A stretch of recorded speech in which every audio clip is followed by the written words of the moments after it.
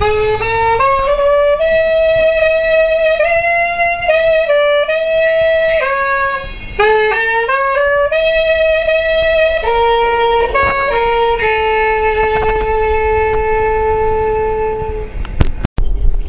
Gloomins versus the Big Society.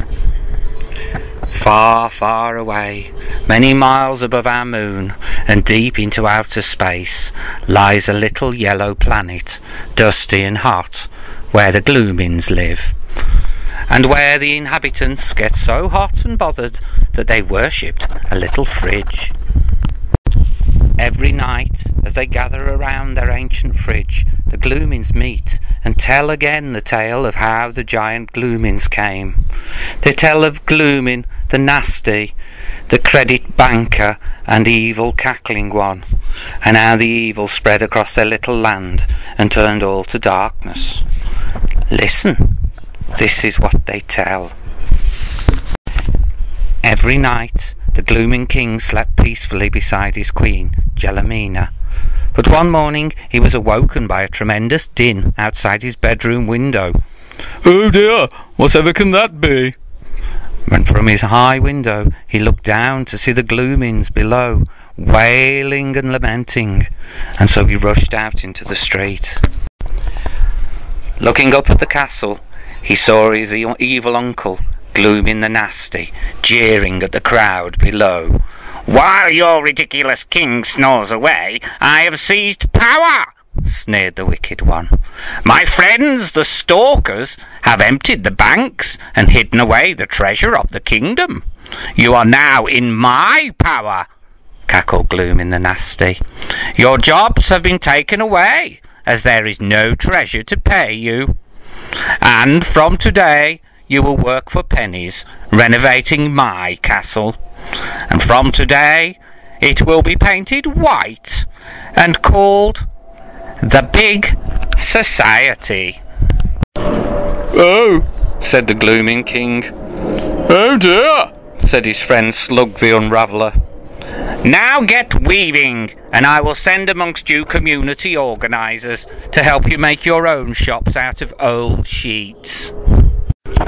And so, with heavy sighs and much lamenting, the Gloomins began to labour on their tasks, not knowing what else they could do. In this depressing atmosphere, the community organiser was out of his depth in no time, and looked for help everywhere, but in vain. Even the local dragon wept because he missed the treasure he'd guarded for so long. "Never mind, dragon," said the Gloomin King. "We'll think of something." But as the darkest night descended on the land of the Gloomins, their king lay wide awake, racking his brains. And then, suddenly, as if in answer to his prayers, Paolo, the rare and strange-looking community development bird, flapped into the room and whispered in his ear, "My king, do not give up. I've been talking with the people, and they've come up with a plan. We'll need to get together with all the other community development birds across the lands to make it work. They've found out where the treasure's hidden, and they're coming to meet us now at the mountain cave." "I didn't know there were other community development birds," said the Gloomin King. "Let's get to the mountain and meet them."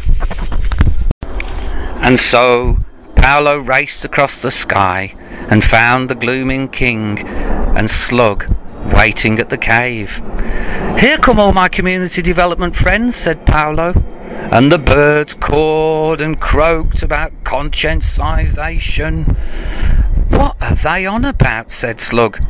"You translate for us, Paolo," said the Gloomin King. "What's the plan?" So Paolo spoke up. "The treasure's hidden deep within this cave, guarded by the evil one's stalkers.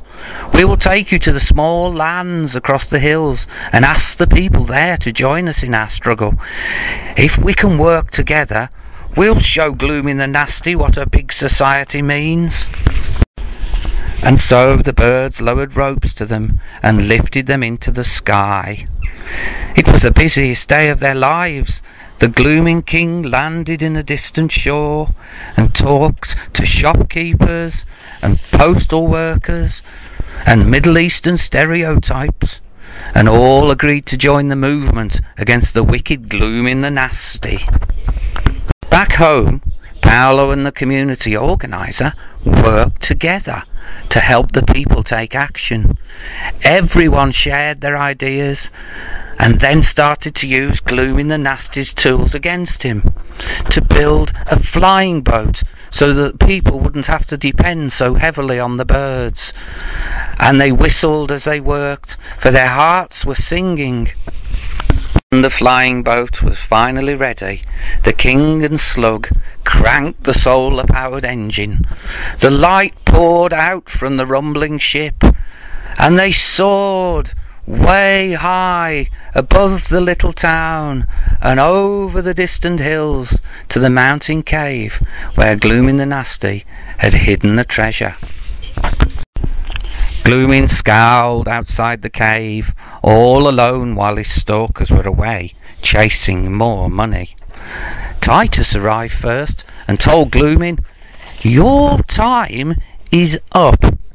"Oh, I'll curse you, you scraggy bird! Stay away, or I will tear you to shrebbins!" And he backed into the cave, waving his slimy fist. But in the dark, Gloomins the Nasty slithered towards the treasure and bumped into a big problem. The dragon had snuck in by a back way and blew smoke all over Gloomins the Nasty. "Damnation on you all!" cried Gloomins as he scuttled away. Meanwhile, the king and his friends climbed down into the cave and gazed in amazement at the people's treasure. "Shh!" whispered Slug. "The dragon's back where he belongs." And outside, Paolo saw off the last of the stalkers, using constructive debate and critical friendship. The Gloomins looked up in the sky and then clapped and cheered. "Our land is ours again. We're all community organisers now, nasty one." And so Gloomins the Nasty slunk away, cursing and gibbering. And now the Glooming King took his leave of the dragon, saying he should guard the people's treasure while they worked out how to use it well for the good of all. And the Gloomins and their new friends lived together in peace. The birds and the community organisers stayed close in a new movement, and the sun shined warmly on the land of the Gloomins.